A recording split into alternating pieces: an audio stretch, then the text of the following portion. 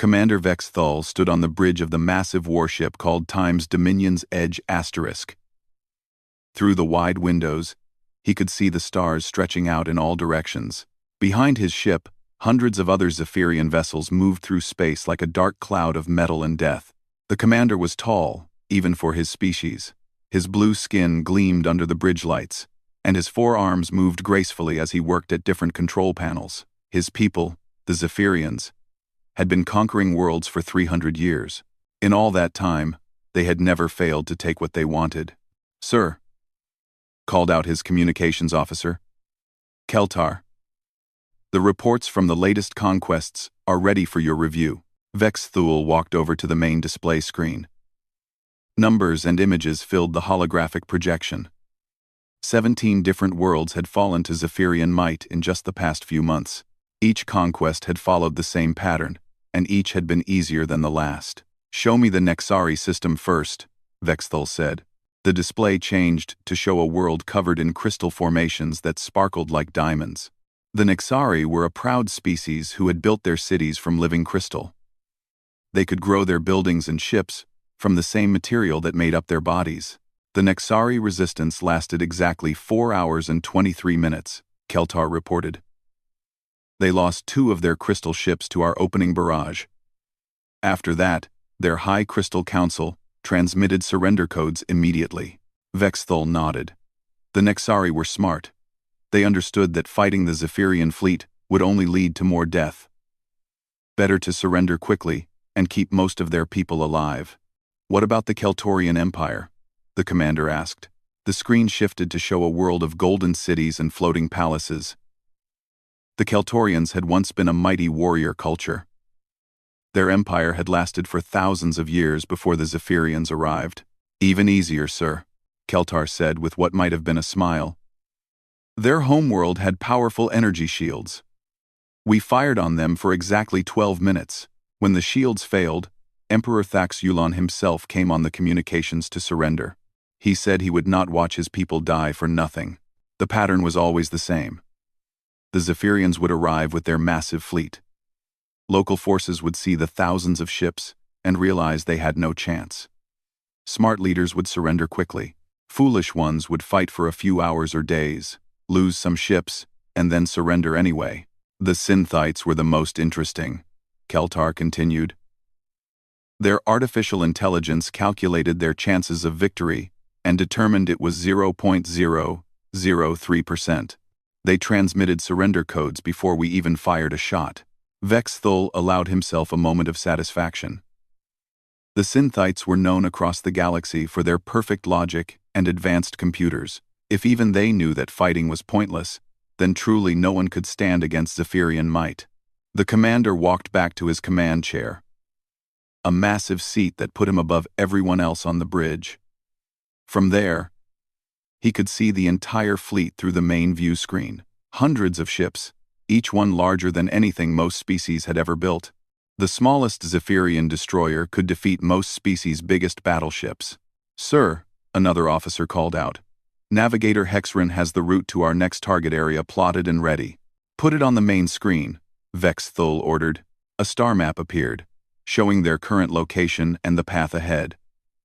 They were moving toward what the galaxy called the Outer Rim, a collection of small spiral arms that contained dozens of primitive worlds. Most of these species had not even developed faster than light travel yet. Intelligence reports suggest these worlds will be even easier than our recent conquests, the navigator explained. Most of them still use primitive weapons, nuclear devices, chemical explosives, simple energy weapons. One species called humans apparently still fights wars with projectile weapons that fire small metal pieces. The bridge crew made sounds that were the Zephyrian equivalent of laughter. The idea that anyone would use such primitive weapons seemed absurd. Zephyrian hand weapons could melt through 3 feet of solid steel. Their ship weapons could crack the surface of a planet. "How many worlds in this sector?" Vex Thul asked. 47 inhabited systems, sir. We estimate the entire sector can be conquered in less than 2 months. Most will likely surrender when they see our fleet approaching." Vex Thul studied the star map more carefully. One system was marked in bright yellow. indicating it was the largest population center in the region. The label read, Sol System. Species. Human. Tell me about these humans, the commander said. The intelligence officer, Dexmol, stepped forward. A very new species, sir. They only achieved spaceflight about 100 years ago. They fight constantly among themselves, which has prevented them from expanding very far. They have a few colonies in nearby systems, but nothing significant. Weapons technology, primitive fusion reactions for power, simple projectile weapons and basic energy weapons. They have something they call nuclear weapons which can destroy cities, but these would barely scratch the hull of one of our ships. Fleet strength? Perhaps 200 ships total, spread across all their territories. Most are small exploration or transport vessels. They have maybe 30 ships that could be called warships, but even these are tiny compared to our destroyers. Vex Thul leaned back in his chair. 200 ships against a fleet of over 3,000, primitive weapons against advanced Zephyrian technology. It would not even be a battle. It would be a demonstration. Very well, the commander said. Set course for this Sol system. We will deal with the humans first, then move on to the rest of the sector. Based on their technology level, I estimate their surrender will come within 6 hours of our arrival. The navigator began entering coordinates into the ship's computers. All around them, the Zephyrian fleet adjusted course. Thousands of ships turned toward a small yellow star and the primitive species that orbited it. Vex's Thul had conquered 43 worlds in his career. Each victory had come easily, with minimal losses to his own forces. He expected this to be no different. After all, what could one primitive species do against the might of the Zephyrian Empire? The fleet moved through space toward their next conquest, unaware that they were about to encounter something completely outside their experience, something that would challenge everything they thought they knew about war, victory, and the spirit of intelligent life itself. The Zephyrian fleet dropped out of faster-than-light travel at the edge of the Sol system. Commander Vex Thul looked at the tactical display and felt the familiar satisfaction of another easy victory approaching. The system was even more primitive than their intelligence reports had suggested. Fleet status report, he ordered. All 3,214 vessels are in position, sir, reported his tactical officer. No damage from the jump. We are detecting several small human ships in the outer system, but they appear to be mining or cargo vessels. Vex Thul studied the holographic display that showed the entire Sol system. The third planet from the star, called Earth by the humans, was clearly their homeworld. Blue and green colors swirled across its surface, with small dots of light that marked their cities. It was actually quite beautiful, he thought. Perhaps they would preserve some of it after the conquest. Human fleet movements? He asked. Very limited, sir. We count approximately 30 combat vessels total, most of them small. They appear to be moving to form some kind of defensive line near their fourth planet. A few ships are staying closer to Earth itself. The tactical officer paused, then added, Sir, one human ship has moved into a position directly between our fleet and their homeworld. It appears to be waiting for us. Vex Thul looked more closely at the display. A single red dot, representing a human vessel, had indeed positioned itself right in their path. The ship was alone, far from any support. It made no sense. Show me details on this vessel. The main screen changed to show a human warship. It was blocky and angular, clearly built for function rather than beauty. Compared to the sleek curves of Zephyrian ships, it looked like a chunk of metal with engines attached to it. Ship classification appears to be what humans call a heavy cruiser, the intelligence officer reported. Length approximately 800 meters. Name is UES times Defiance asterisk. Crew estimated at 400 humans. 800 meters. Vex Thul's own flagship was over 4 kilometers long. The human ship was smaller than some of the Zephyrian fighter craft. Are they requesting communication? Vex Thul asked. Yes, sir. They are broadcasting on multiple frequencies. Put them through. The main screen switched to show the bridge of the human ship. The first thing that struck Vex Thul was how cramped everything looked. Humans were much smaller than Zephyrians, but even so, their bridge seemed crowded with equipment and personnel. In the center stood a human female wearing a dark blue uniform. "I am Captain Elena Vasquez of the United Earth, Ship Times Defiance, *." The human said. Her voice was steady, showing no fear. "You are entering human space without permission. I am ordering you to turn your fleet around and leave immediately." The Zephyrian bridge crew made their laughing sounds again. One small human ship was ordering their entire fleet to retreat. It was like an insect ordering a mountain to move. Vex Thul activated his own communication system. "I am Commander Vex Thul of the Zephyrian hegemony. Your species is now under our protection. Surrender your ships, and we will spare your worlds." The human captain stared directly into the camera. "We reject your offer, Commander. We reject any offer that involves surrendering our freedom. You shall not pass." "Captain Vasquez." "Vex," Thul said, trying to sound reasonable. "Your ship is outnumbered 3,000 to 1. Your weapons cannot harm our vessels. This is not bravery. This is suicide." "Maybe," Captain Vasquez replied. "But we're going to make you work for it." The communication ended. Vex Thul stared at the blank screen for a moment. In 300 years of conquest, no species had ever responded quite like that. Most begged for mercy or tried to negotiate. Some raged and made threats, but none had simply stated they would fight, and then calmly ended the conversation. "Sir, what are your orders?" asked his tactical officer. Vex Thul considered his options.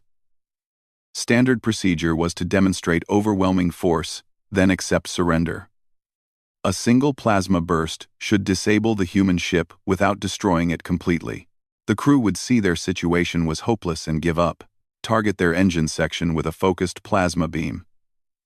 Minimum power setting. "We want to disable, not destroy." "Target locked, sir." "Fire."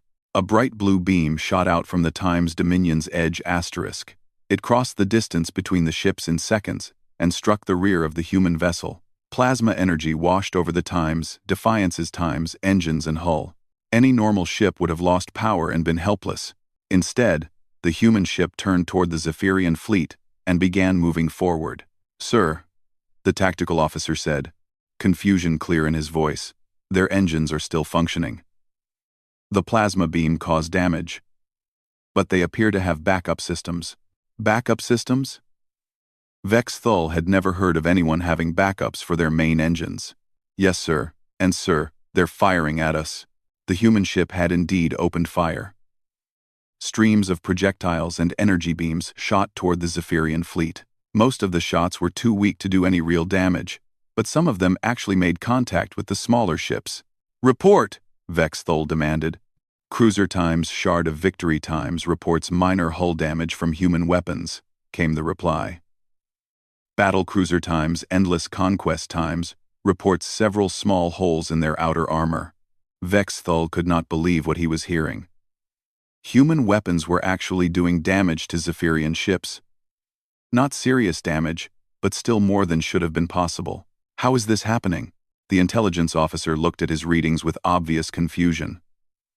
"Sir, the humans appear to be using some kind of explosive rounds that penetrate our outer hull before detonating. The explosions are small, but they're happening inside our armor layers. And their energy weapons? Primitive but focused. They're concentrating all their fire on specific points rather than spreading it out. It's actually quite clever." Vex Thul watched as the human ship continued to advance, still firing everything it had.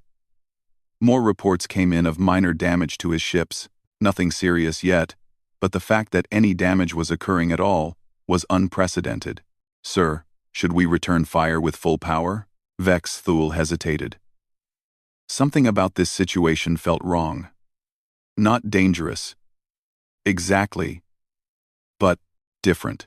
In all his years of conquest, he had never seen a species react this way. Target their weapon systems. Same power level as before. Another plasma beam shot out and struck the human ship. This time, it hit their main guns directly.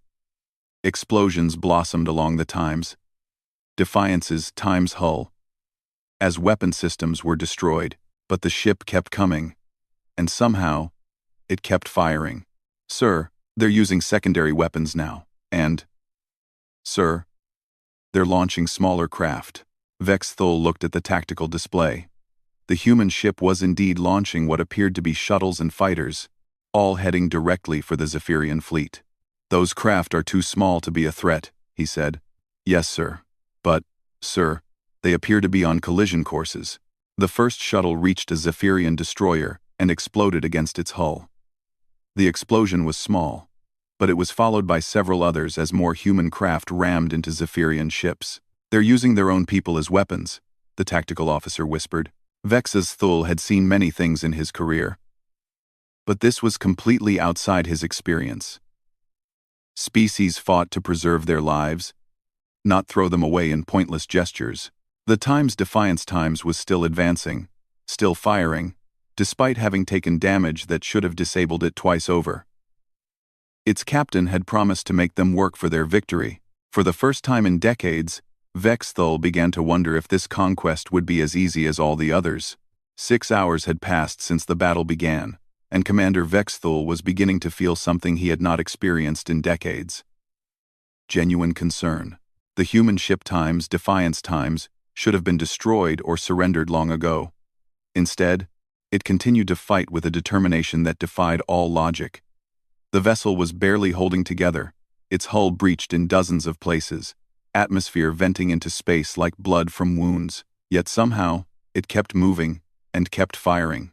Damage report on the human vessel. Vex Thul ordered for what felt like the 100th time. Sir, their main engines are operating at maybe 30% power. Most of their weapon systems have been destroyed or damaged. We count at least 40 hull breaches. Their ship should not be able to function anymore, but it is functioning. Yes, sir. Every time we disable a system, they seem to repair it, or find a way to work around the damage. Vex Thul looked at the tactical display. The Times, Defiance Times, was no longer the sleek warship it had been 6 hours ago. Now it looked like a piece of wreckage that someone had forced back to life through sheer willpower. Parts of its hull were missing entirely. Cables and pipes hung out into space where walls had been blown away. But its engines still glowed. And it was still shooting at his fleet.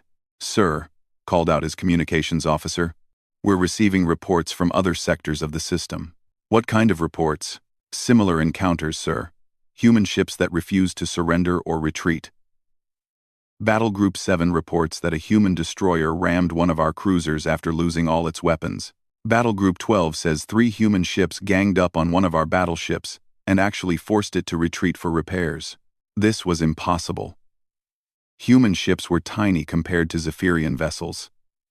A human destroyer should not be able to damage a Zephyrian cruiser, much less force a battleship to withdraw. How are they accomplishing this? The intelligence officer looked up from his station, his expression troubled. Sir, the humans appear to be adapting. They're using tactics we've never encountered before. Explain.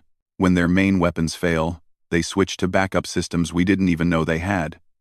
When those fail, they use construction tools as weapons. When their ships are too damaged to fight effectively, they ram our vessels. They're turning everything into a weapon. A new alarm sounded on the bridge. Report! Vex Thul snapped. Sir, the Times Defiance Times has launched another wave of small craft. But these aren't fighters or shuttles. What are they? Sir, they appear to be escape pods and maintenance robots and what looks like kitchen equipment. Vex Thul stared at the main screen. The human ship was indeed launching anything that could move independently through space. Escape pods packed with explosives, maintenance robots reprogrammed to attack Zephyrian ships, even what appeared to be furniture from their dining areas, all of it loaded into makeshift torpedo tubes. They're turning their dining room into weapons, someone whispered. The stream of improvised missiles struck several Zephyrian ships. The damage was minor, but the psychological effect was significant. The Zephyrians were being attacked by human dinner tables and food preparation equipment. Sir, we're getting a communication from the Times Defiance asterisk. Put it through. Captain Vasquez appeared on the screen again. She looked tired, and there was a cut across her forehead that had been hastily bandaged. Behind her, Vex Thul could see human crew members working frantically at damaged control stations. Some of them were wearing spacesuits because parts of their bridge were open to vacuum. Commander Vex Thul, she said, I wanted to let you know that we've received word from Earth. Our government has officially rejected your demands for surrender. Captain, your ship is dying around you. Half your crew must be dead or wounded. What is the point of continuing this? Captain Vasquez was quiet for a moment. When she spoke again, her voice was steady and calm. Commander, let me ask you something. In all your conquests, how many species have you encountered that chose to fight even when they knew they would lose? Very few. Most species are rational enough to surrender when defeat is certain. That's the difference between us and them, Captain Vasquez said. We humans have a saying, give me liberty or give me death. We would rather die free than live as slaves. That is illogical. Death serves no purpose. Maybe not to you. But to us, some things are more important than survival. Freedom is one of those things. The communication ended again. Vex Thul found himself thinking about the humans' words. In 300 years of conquest, the Zephyrians had faced many brave species. But they had all surrendered eventually, when the cost became too high. These humans seemed to consider death an acceptable price for their principles. Sir, his tactical officer called out urgently, we have a problem. What now? The Defiance Times is moving toward our fleet again. But sir, our ships are starting to spread out to avoid it. Vex Thul looked at the tactical display in disbelief. His own ships, massive vessels with crews of thousands, were actually maneuvering to avoid contact with one crippled human cruiser. Why are they doing that? Sir, in the past 6 hours, any ship that got too close to the Defiance Times has taken damage. The humans keep finding new ways to hurt us. Our captains are becoming cautious. Zephyrian ship captains, who had conquered dozens of worlds, were being cautious around one half-destroyed human ship. More reports came in from around the system. A human frigate had somehow disabled a Zephyrian battlecruiser by launching all of its lifeboats filled with industrial cutting tools. 3 human patrol boats had surrounded a Zephyrian destroyer and rammed it repeatedly until its hull cracked. A human cargo ship had been converted into a giant bomb and detonated next to a Zephyrian command vessel. Sir, said his fleet status officer, we're receiving casualty reports from the entire fleet. How many ships have we lost? None destroyed completely, sir. But we have 17 ships that have withdrawn for major repairs. 43 ships report significant damage. And sir, we've lost over 2,000 crew members. 2,000 casualties against humans. With primitive weapons. It should have been impossible. How long has this battle been going on? 18 hours, sir. 18 hours. Most Zephyrian conquests were over in less than 6 hours. Many lasted only minutes, but these humans just kept fighting, no matter how much damage they took, no matter how hopeless their situation became. Sir, the Defiance Times is hailing us again. Captain Vasquez appeared on screen once more. This time, her uniform was torn and dirty. There was no power behind her, and she was using a handheld communication device. The background showed a bridge that was mostly destroyed, with crew members working by emergency lighting. Commander, I wanted to give you an update on our status. Captain, your ship cannot possibly still be combat effective. You're right. We lost main power an hour ago. Life support failed 30 minutes ago. Half our hull is gone. But we still have 1 working engine and 2 functioning weapons. This is madness, Captain. Order your crew to abandon ship. Captain Vasquez smiled, and for the first time, Vex's Thul saw something in her expression that made him deeply uncomfortable. It was not fear or desperation. It was grim satisfaction. Commander, my crew volunteered to stay. Every single one of them. We're going to keep fighting until this ship breaks apart completely. And when that happens, we'll keep fighting with whatever pieces are left. The communication ended. Vex Thul stared at the empty screen, trying to understand what he was facing. These humans were not fighting to win. They were fighting simply to fight. They would rather die than surrender. And they seemed to consider this a victory in itself. For the first time in his career, Vex Thul began to wonder if the Zephyrian hegemony had made a terrible mistake. 3 days into what should have been a routine conquest, Commander Vex Thul stood in his command center and stared at reports that made no sense. According to every calculation, every strategic model, and every piece of military doctrine the Zephyrians had developed over 3 centuries, they should have won this battle before it even started. Instead, they were losing. Not in the traditional sense. The Zephyrian fleet still had more ships, better weapons, and superior technology. But they were losing in ways that no military academy had ever taught, and no commander had ever experienced. Fleet status report, Vex Thul ordered, dreading the answer. Sir, his fleet operations officer began, we have lost 47 ships. Lost? You mean destroyed? No, sir. I mean lost. 17 ships have been forced to withdraw due to severe damage. 22 ships have crews that are unwilling to continue engaging human vessels. 8 ships have had complete crew breakdowns and are requesting immediate evacuation. Vex Thul could not believe what he was hearing. Zephyrian crews were trained from birth for warfare. They had conquered galaxy-spanning empires. And now they were refusing to fight humans? Explain unwilling to continue engaging. The officer looked uncomfortable. Sir, after watching human vessels fight past the point where any rational species would surrender, many of our crews have developed what the medical staff are calling combat anxiety. They report nightmares about human ships that refuse to die. Nightmares? Yes, sir. Dreams about human vessels that keep fighting even after being reduced to debris. Some crew members report being afraid to sleep because they dream about human voices saying, "You shall not pass," over and over again. Vex Thul sat down heavily in his command chair. His own crews, warriors who had conquered dozens of worlds, were having nightmares about humans. What about the Times Defiance asterisk? Still operational, sir. Still operational? How is that possible? We've hit that ship with enough firepower to level a small city. The humans have adapted, sir. They've essentially rebuilt their ship while fighting. When we destroyed their bridge, they moved command to their engine room. When we destroyed that, they moved to their cargo bay. They're currently operating from what appears to be their kitchen. Their kitchen. Yes, sir. And sir, they're still causing casualties.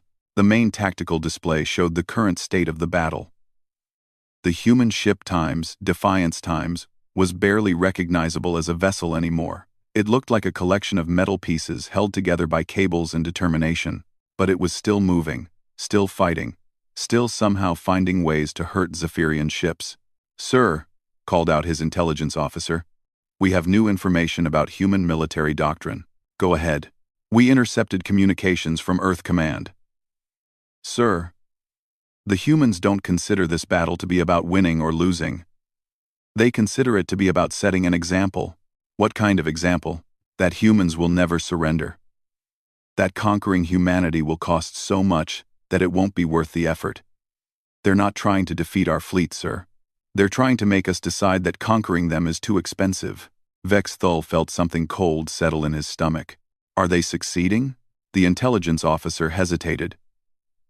Sir, we've been analyzing the cost of this engagement compared to our previous conquests. On average, conquering a system costs us maybe a dozen casualties and minor damage to a few ships. Here, we've lost over 4,000 personnel and have significant damage to nearly a quarter of our fleet. And we haven't even reached their homeworld yet. No, sir. And the reports from Earth suggest that what we've faced so far is just their outer system patrol. Their main fleet is still defending their homeworld.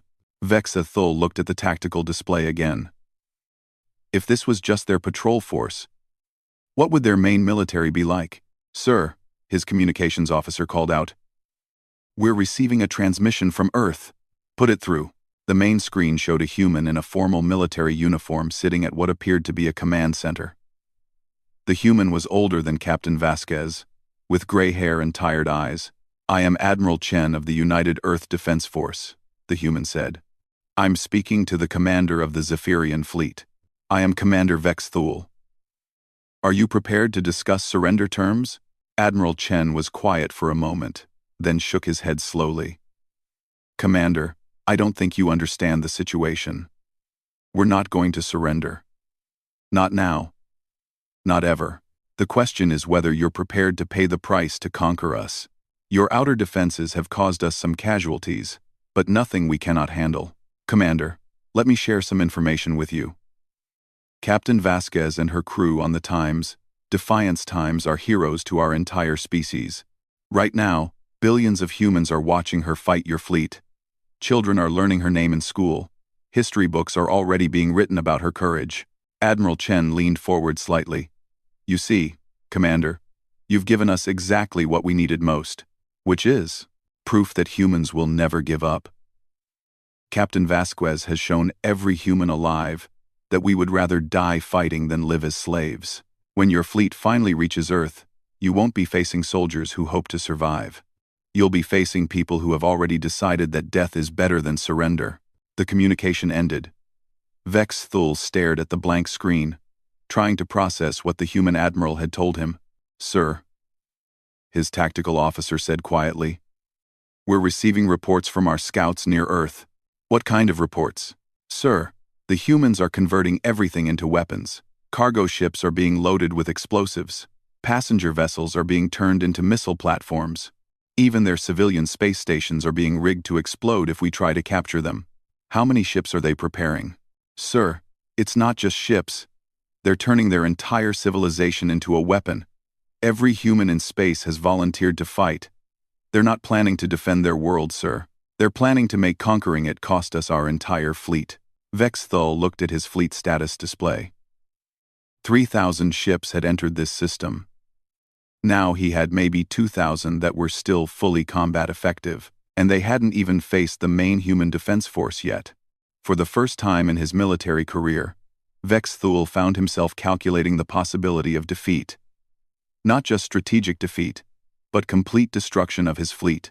The humans weren't trying to win a traditional battle. They were trying to make victory so expensive that it became meaningless. Sir, his communications officer said, the Defiance Times is hailing us again. Captain Vasquez appeared on screen. She was floating in zero gravity now, wearing a spacesuit inside what looked like a completely destroyed room. Behind her, other humans in spacesuits were still working at emergency stations. Commander, she said, I wanted to let you know that we've just received new orders from Earth Command. What orders? We've been told to keep fighting until every last piece of our ship is destroyed. And after that, our crew has orders to continue fighting with small arms and hand tools. Captain, that's insane. Maybe. But Commander, let me ask you something. How many ships are you willing to lose to conquer one human world? 100? 1,000? All of them? Captain Vasquez paused, then continued. Because I promise you this, we will make you pay that price. We will make every meter cost you blood, and when you finally conquer Earth, you'll find that every other human world has learned the same lesson we're teaching you here, which is that humans don't surrender, Commander, ever. We just make the enemy wish they had never found us. The communication ended. Vex Thule looked around his bridge at his officers. For the first time in 3 centuries of conquest, a Zephyrian commander was faced with a question that had never been asked before. Was conquest worth the price these humans were demanding? The end came not with a great explosion or a final desperate battle, but with a moment of absolute clarity that changed Commander Vex Thule's understanding of warfare forever. The human ship Defiance Times had been fighting for 4 days and 7 hours. It no longer looked like a ship at all. Most of its hull was gone. Its engines were held together with cables and emergency foam. The crew was down to fewer than 50 people, all of them working in spacesuits, because there was no atmosphere left anywhere on the vessel. But it was still fighting. Sir, his tactical officer reported, the Defiance Times is moving toward our fleet again. Vex Thule watched the tactical display with something approaching awe. The collection of metal and machinery that had once been a human warship was somehow still capable of movement. More importantly, it was still capable of causing damage to his fleet. Current fleet status? Sir, we have 1,412 ships still in fighting condition. We've lost 603 vessels to damage or crew issues. The rest have withdrawn for repairs or other reasons. Other reasons. Vex Thul knew what that meant. Ships whose crews had simply refused to continue fighting humans. Warriors who had conquered worlds across the galaxy, now too traumatized by human stubbornness to function in combat. Casualties? 7,832 dead, sir. 12,000 wounded. And sir, we have over 3,000 crew members who are being treated for psychological trauma. Nearly 24,000 casualties. To conquer one system defended by primitive humans with inferior weapons. It was the worst defeat in Zephyrian military history. And technically, they were still winning. Sir, his communications officer called out urgently. The Times Defiance Times is launching something. Vex Thul looked at the main screen. The human ship had somehow managed to launch one final shuttle. But this wasn't an attack craft or an escape pod. As it got closer, his sensors revealed what it actually was. Sir, it appears to be Captain Vasquez herself, in a spacesuit, with some kind of explosive device. The lone human was flying directly toward his flagship, the Times Dominion's Edge *, apparently planning to ram herself into the massive vessel. One human, with a bomb she could carry, trying to damage a ship that was over 4 kilometers long. It should have been laughable. Instead, Vex Thul found it terrifying. Sir, should we destroy the incoming target? Vex Thul hesitated. Shooting one human in a spacesuit felt somehow wrong. After 4 days of watching these people fight with courage beyond all reason, the idea of killing their captain in such a way seemed dishonorable. Sir? Let her approach. Sir, I want to see what she does. Captain Vasquez flew closer and closer to the Zephyrian flagship. When she was close enough, she activated her communication system one final time. Commander Vex Thul, this is Captain Elena Vasquez of the UES Times Defiance *. My ship is finally dead, and my crew has given their lives for humanity's freedom. I want you to know that it has been an honor to fight you. Captain, Vex Thul responded, you and your crew have fought with courage I have never seen before. I respect what you have accomplished. Thank you, Commander. That means something to me. But I want you to understand one thing before I finish this. What is that, Captain? This was just one ship, Commander. One ship, with 400 humans who refused to surrender. Earth has millions of people just like us. Every human colony has people just like us. If you continue this war, every single one of them will fight you exactly the way we have. Captain Vasquez paused, floating in space before the massive Zephyrian warship. Ask yourself, Commander, is conquering humanity worth losing your entire civilization? With those words, Captain Vasquez triggered the explosive device she carried and flew directly into the Times Dominion's Edge *. The explosion was tiny compared to the massive ship. It barely scratched the hull, but the psychological impact was enormous. The bridge crew watched in stunned silence as the human captain sacrificed herself in one final act of defiance. Vex Thul stared at the spot where she had died for a long moment. Then he turned to his communications officer. Open a channel to the entire fleet. Sir, do it. When the channel was open, Vex Thul took a deep breath. What he was about to do had never been done in Zephyrian history. All ships, this is Commander Vex Thul. We are withdrawing from the Sol system immediately. Set course for Zephyrian space. The bridge was completely silent. Finally, his tactical officer spoke up. Sir, we haven't completed the conquest. Earth is still defended, but we could. Could what? Vex Thul snapped. Could lose another 1,000 ships? Could watch more of our crews break down from fighting an enemy that refuses to die? Could sacrifice our entire fleet to conquer one primitive world? He looked around at his officers. The humans have taught us something today. They've shown us that there are fates worse than death, and forcing them to demonstrate that lesson would be one of those fates. But sir, the hegemony has never retreated. The hegemony has never faced humans before. As the Zephyrian fleet began its withdrawal from the Sol system, Vex Thul opened a communication channel to Earth. Admiral Chen appeared on screen, looking surprised but wary.